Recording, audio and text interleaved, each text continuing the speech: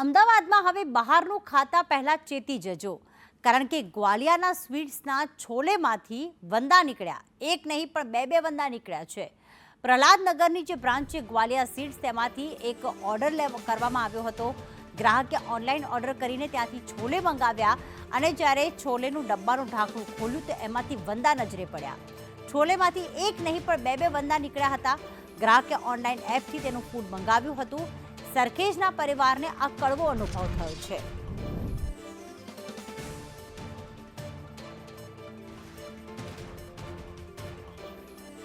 તો ખાસ online એપથી food order કરવામાં આવ્યું અને જ્યારે ફૂડ ખોલ્યું ત્યારે જોવા મળ્યું કે એની અંદર એટલે કે છોલેની સાથે બે વંદા પણ હતા. અહીંયા ખાદ્ય પદાર્થો બહારના મળતા હોય છે, પરંતુ જ્યારે ગ્રાહકને આવો કડવો અનુભવ થતો હોય છે તેવા સાબિત કરે છે કે મોટા સ્ટોરમાં, હોટલ્સમાં પણ સફાઈનું ધ્યાન રાખવામાં નથી આવતું.